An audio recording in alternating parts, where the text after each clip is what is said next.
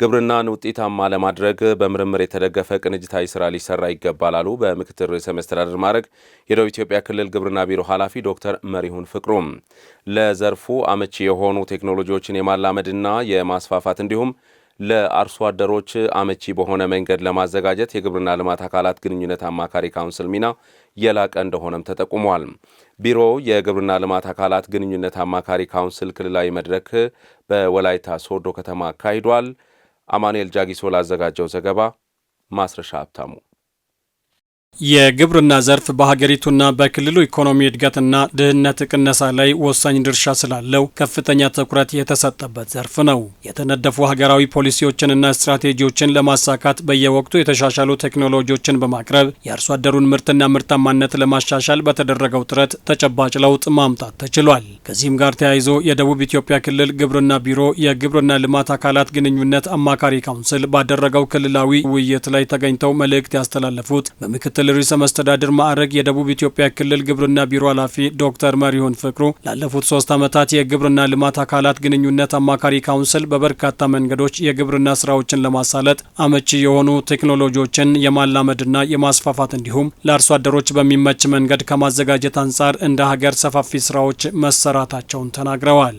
በበርካታ መንገዶች የግብርና ልማት ስራዎቻችን ለማሳለጥ አመቺ የሆኑ የቴክኖሎጂ የማላመድ ቴክኖሎጂን የማላመድ የማፍለቅ እንዲሁም ለአርሶ አደሩም ሆነ ለአርብቶ አደሩ በሚመች መንገድ ከማዘጋጀት አንጻር በርከት ያሉ ስራዎችን ሲሰራ ቆይቷል። አሁን በደረስንበት በግብርና ቴክኖሎጂ ብቻም ሳይሆን አሁን በደረስንበት በሀገራችን ፖለቲካዊና ኢኮኖሚያዊ ፋውንዴሽን ላይ መሰረት አድርጎ ተስተካክሎ እንዲቀናጅ በተደረገው ላይ ከዩኒቨርሲቲ ያላችሁ ከኮሌጆች ያላችሁ ከምርምር ተቋማት ያላችሁ ኤክስቴንሽኑን የምትመሩ ሰዎች አላችሁ፣ ሌሎችም በዚሁ ልክ ሁላችንም በግብርና ልማት ስራችን የበኩላችንን እንድንሰራ ነው በዋናነት የሚፈለገው። በግብርናው ዘርፍ የምግብ ዋስትናን ማረጋገጥ ብቻም ሳይሆን የምግብ ስርዓቱንም አብሮ ለማረጋገጥ በልዩ ትኩረት እየተሰራ ነው ያሉት ዶክተር መሪሁን የግብርና ስራን ይበልጥ ለማስፋፋትና ውጤታማ ለማድረግ በምርምር በማስደገፍ ከተናጠል ይልቅ በቅንጅት ሊሰራ ይገባል ብለዋል። የግብርና ልማት ማለት የምግብ ዋስትናን ማረጋገጥ ሳይሆን ከምንም ጊዜ በላይ ዋስትናውን ማረጋገጥ ነው። የምግብ ስርዓት ዋስትናችን በተመሳሳይ በዚህ ላይ የምንረባረብበት ወሳኝ ወቅት ነው የሚሆነው ማለት ነው። ግብርና ግን በየትኛውም መንገድ በተናጠል ከተመራ ውጤታማ አይሆንም። ግብርና ከስሙም ኤክስቴንሽን የሚል ቃል አለው። ኤክስቴንሽን ማለት ካለበት ኤክስቴንድድ እንዲሆን ማድረግ ነው። ስለዚህ ግብርና ላይ የተሳተፋችሁ ወይም የምታለሙ ባለሀብቶች የግብርናን ስራ ፕሮሰስ የምታደርጉ ኢንዱስትሪ ላይ ያላችሁ አካላት ግብርናን በጥሬው እንድናመርት ኤክስቴንሽኑን የምንደግፍ እኛ፣ ግብርና የተሻሻለ እንዲሆን በምርምር የምንደግፍ እኛ፣ ሁላችንም እጅ ለእጅ ተቀናጅተን ሁላችንም እጅ ለእጅ ተያይዘን ውጤታማ ግብርናን ውጤታማ የምናደርግበትን መንገድ የምንቀይስበት መድረክ ነው። የግብርና ልማት አካላት ግንኙነት አማካሪ ካውንስል በሌሎች ክልሎች የሚሰራውን ምርጥ ተሞክሮ በመቅሰም በክልሉ ያሉ ጸጋዎችን ለይቶ በመስራት የግብርና ምርትና ምርታማነትን ለማሳደግ የሚደረገውን ጥረት ከመደገፍ አኳያ ሁሉም የበኩሉን ድርሻ ሊወጣ እንደሚገባም የመድረኩ ተሳታፊዎች አመላክተዋል። እንቀናጅና ከተቋም ከክልል ጀምሮ ተቀናጅተን ከሰራን ቴክኒካል ድጋፍ ይፈልጋሉ። ይሄን ስንል አንዳንድ ዞኖች ላይ ያደርጋሉ ግብርና ባለሙያዎች፣ አንዳንድ ቦታ ላይ ደግሞ የራሳቸው ስራ አድርጎ የማየውም ጭምር ያሉበት ሁኔታ ስለገመገምን ነውና በዚህ ሁኔታ የጋራ ቅንጅት ያስፈልጋል የሚል ነው። ዩኒቨርሲቲዎች ድርሻቸውን እንዲወስዱ፣ ምርምር ድርሻውን እንዲወስድ፣ ኢቭን እነዚህ ባለሀብቶች ድርሻቸውን እንዲወስዱ ኬሚካል ፈርቲላይዘር ከማቅረብ ባዮ ፈርቲላይዘሮችና ሌሎችን አጠቃላይ ለግብርና ግብአት የሚሆኑ ፕሮዳክቲቪቲን የሚጨምሩ ነገሮች ያው ፖስት ሃርቨስት ሎስ የምንለው አለ። ይሄን ሎስ ሁሉ የሚቀንሱ ግብአቶችን ሁሉ ለማቅረብ ትስስሩ እጅግ በጣም ትልቅ ዋጋና ድርሻ አለው። ይህ ስራ ቀጣይነት እንዲኖረው ችግሩን በመፍታት በተቀመጡ መሰረታዊ ጉዳዮች ላይ በትኩረት መስራት እንደሚያስፈልግም አስተያየታቸውን ሰጥተዋል። በማንጎ ላይ በእንሰት ላይ አሁን እየታዩ ያሉ ነገሮች የምርት ጥራትን ከመቀነስ አኳያ ወደ ውጭ ገበያ ኤክስፖርት ከማድረግ አኳያ እንደ ማነቆ ተብሎ በየጊዜው የተባይ በሽታ እየተከሰተ ያለበት ሁኔታ ነው ያለው። ስለዚህ ዩኒቨርሲቲዎቻችን ምርምር ማዕከላት በዚህ ላይ አቅዶ ሊሰሩ ይገባል፣ ኃላፊነታቸውን ሊወጡ ይገባሉ። ስለዚህ ካውንስሉ እንደዚህና መሰል ችግሮቹን የሚፈታ መሆን ያለበት። ተቀናጅተን እንዳንሰራ ያደረገው ምንድን ነው? ይሄንን ከለየን በኋላ ለዚህ የሚሆን ደግሞ መፍትሄ በእኛ እጅ ነው ያለው። እዚህ የተሰበሰብን አካላት ሰነዱ ቅድም የተገለጸውም ከዛም የሚሻሻሉትም ጭምር ተሻሽለው የስራ ክፍፍል አድርገን ወደ ታች ከሄድን ውጤት ማናመጣበት ምንም ምክንያት የለም። በወላይታ ሶዶ ከተማ የተካሄደው መድረኩ በቀጣይ በሚሰሩ ስራዎች ዙሪያ ተግባቦት በመፍጠር ተጠናቋል። የጠረጴዛ ልማት ማህበር ለሰው ልጆች ያለ ልዩነት ማበርከት በሚል ዋና ተልዕኮው ላለፉት 23 ዓመታት በልዩ ልዩ የልማት ተግባራት ከመንግስት ጎን በመቆም ህብረተሰቡን ተጠቃሚ ያደረጉ ስራዎች ማከናወኑ ተገለጸ። በደቡባዊና በማዕከላዊ ኢትዮጵያ 30 በሚሆኑ ወረዳዎች በተፈጥሮ ሀብት ልማት፣ በህፃናት እንክብካቤና በማህበረሰብ ልማት እንዲሁም ሌሎች ስራዎች እየሰራ የሚገኘው ማህበሩ 23ኛ ዓመታዊ ጠቅላላ ጉባኤውን አካሂዷል። ዝርዝሩ የትሁን ዘለቀ ነው።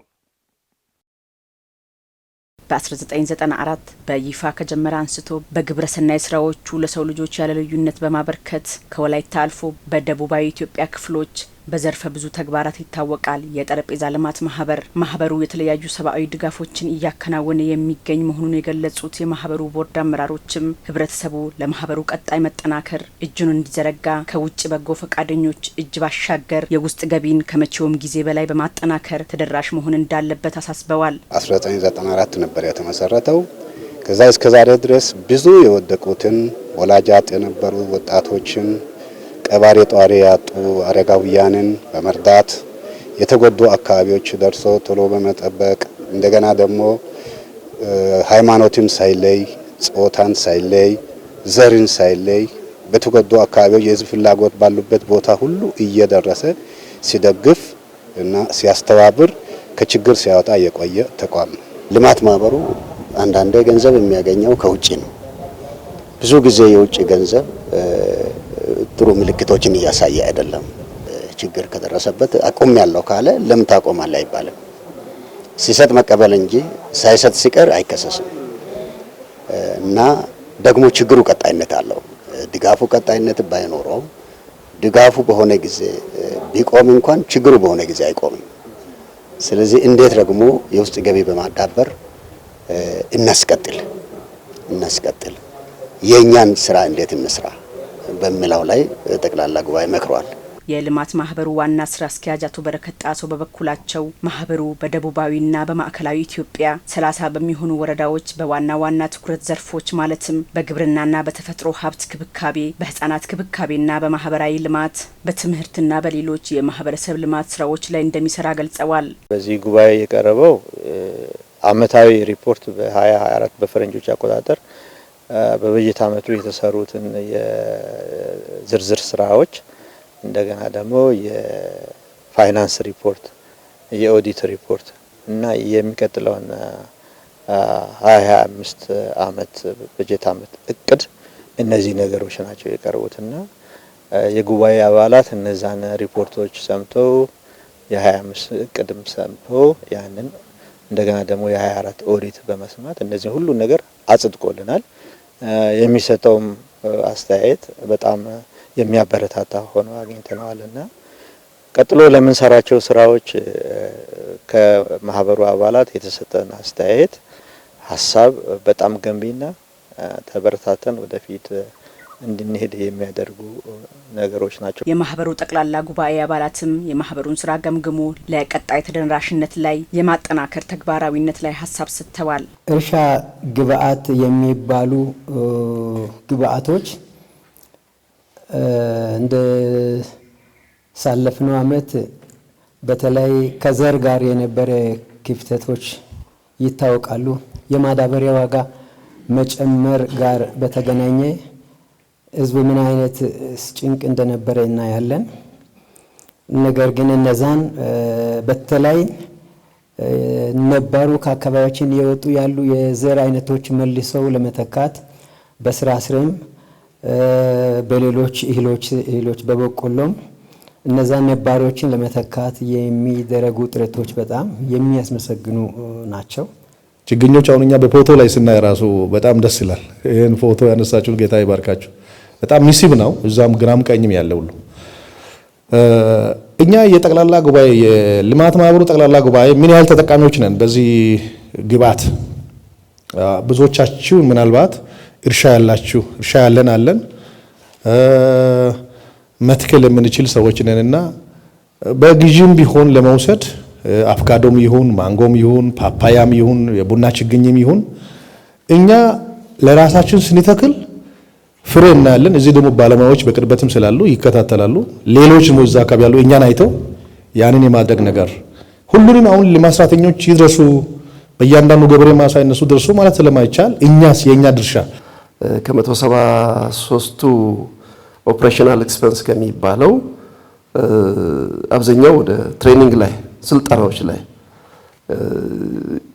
የኪሎት ማዳበሪያ ላይ የወጣ ወጪ እንደሆነ ነው የሚያሳየው። ይሄ ጥሩ ነው ሲሆን አቅም ማጎልበት እጅግ በጣም መልካም ነው። ነገር ግን እነኚህ አሁን አቅም የምናጎለብታቸው ሰዎች አርሶ አደሮች ናቸው፣ ስራ አጦች ናቸው፣ ሴቶች ናቸው። ነገር ግን በእኛ አጥቢያ በእኛ ቸርች ላይ ብቻ ትኩረት ባያደርግ ጠረጴዛ ልማት ማህበር በልማት ዘርፍ እቅድ ክንውን 23ኛ ዓመት ጠቅላላ ጉባኤው የቀጣይ ጠቅላላ ጉባኤ አባላትን በመምረጥ ፍጻሜውን አድርጓል። ልደት፣ ጋብቻ፣ ፍቺና ሞት በመሳሰሉ ወሳኝ ኩነቶች ምዝገባ ላይ የሚስተዋሉ ህገወጥ ተግባራትን ለመከላከል በትኩረት ሊሰራ እንደሚገባ የደቡብ ኢትዮጵያ ክልል ወሳኝ ኩነቶች ምዝገባ ኤጀንሲ ዋና ዳይሬክተር አቶ ክፍሌ ዋና አሳሰቡም። ኤጀንሲው የ2017 በጀት ዓመት የ9 ወራት እቅድ አፈጻጸሙን በወላይታ ሶዶ ከተማ ገምግሟል። ሰብለ ወርቅ ኤልያስ በዚህ ጉዳይ ላይ ዝርዝር ዘገባ አላት። የደቡብ ኢትዮጵያ ክልል ወሳኝ ኩነቶች ምዝገባ ኤጀንሲ ያለፉት 9 ወራት አፈጻጸም ሲገመግም በተለይም የሁነቶች ምዝገባ ሂደት ላይ የሚስተዋሉ የኪራይ ሰብሳቢነት አስተሳሰብ፣ ህገወጥ ሰነዶችን መጠቀም ብሎም የኦዲት ጉድለት ለአፈጻጸሙ መድከም ምክንያት መሆናቸው ተጠቁሟል። ጋር ያለው ነገር በጣም ትልቁ ችግር አሁን ከፎርጀሪ ጋር ከብልሹ አሰራር ጋር ያለው ነገር እኔ ኦዲት ችግሩ ትልቁን ችግር የሚይዘው እሱ አካባቢ ስላለ ኦዲት ይፈታዋል የሚል እምነት አለኝ። ምክንያቱም እስካሁን የሄደው ሀብት የት እንዳለ ማን እንደወሰደ አይታወቅም። የተለያዩ ጊዜያት የሚታዩ የኪራይ ሰብሳቢነት ምንጮች መነሻቸው ከተማ ላይ ወረዳ ላይ ይሁኑ እንጂ ይሄን ተግባር የሚፈጽመው አካል ከየት ነው የሚመጣው? ደላላ ከወረዳ ወይም ከቀበሌያት ወጥቶ ከተማ ተከራይቶ ከቀበሌያት ያገኘውን ሰርቲፊኬት ቁጭ ብሎ ከተማ ላይ ሆኖ ነው የሚሰራው። የያንዳንዱን እስከ ክልል ድረስ ማተም አስቀርጾ ነው የሚሰራው። እንደ ቦዲት ከተማ ወደ 11 ፎርጀሪ የተያዘው ምርመራ እየተጣራ ቀደም ሲል በ9ኙ ውሳኔ ተሰጥቷል። አሁን 11ዱ ምርመራ ተጣርቶ ወደ ከፍተኛ ማለትም ወደ ዞን ፍትህ መምሪያ ተላልፎ በሂደት ላይ ያለ አለ። በቀበሌ ስራ አስኪያጅ በአንድ ትንሽ ከተማ ቀበሌ ስራ አስኪያጅ ላይ 40 ምናምን ሺህ ብር ኦዲት ሲገኝ ያ ሰርቲፊኬት እንዴት አለቀ? ነገ ህግ እንግዲህ ብዙ እንትኖችን ያወጣል። ብክነቶች አሉ። በደንብ አላስተዳደር ነው ንብረቱን። እያንዳንዱ ወረዳ የወሰደው ንብረት ቅድም እንደተባለው የራሱ መሆኑን አውቆ አሁን ቦዲቲ፣ ዳሞት ጋሌ፣ ቦሎሶ ሶሬ፣ አረካ ከተማ እንዲሁም ሌሎች አካባቢ ላይ ያሉ በህግ እየታዩ ያሉ ጉዳዮችና ከኦዲት ግኝት ጋር ያሉ ነገሮች አስደንጋጭ ናቸው። ዲላ ላይ ያለው ምስክር ወረቀት ወላይታ ላይ መጥቶ ይሸጣል። ወላይታ ላይ ያለው ምስክር ወረቀት እንግሊዘኛ ነው ምናምን እየተባለ እየተፈለገ ጸጋይዶ የሆነ ዞን ላይ ይሸጣል። በጣም ትልቅ ቺቲንግ ያለበት ማለት ነው። ተጠርነታችን ለፍትህ ፍትህ ደግሞ አይደለም በስሩ ያለውን ቀርቶ ሌላውን አነፍንፎ ደርሶ ተጠያቂነት እንዲሰፋ የመንግስትን ውግንና ይዞ የሚከራከር ተጠያቂነት እንዲመጣ የሚሰራ ህግ የሚያስከብር አካል እንዴት አድርገን ነው ፎርጀሪ ተቋማችሁን ቢደፈው ማለት ከተቋማችሁ ደጃፍ እንደዚህ አይነት ነገር እንዴት ሙከራ ይደረጋል? ምክንያቱም ይሄ ኢንዳይሬክትሊ ከፍትህ ተቋም የወጣን ሰርቲፊኬት ሰው በፎርጀሪ እያሸነፈ ነው። ሚኒንጉ እሱ ነው።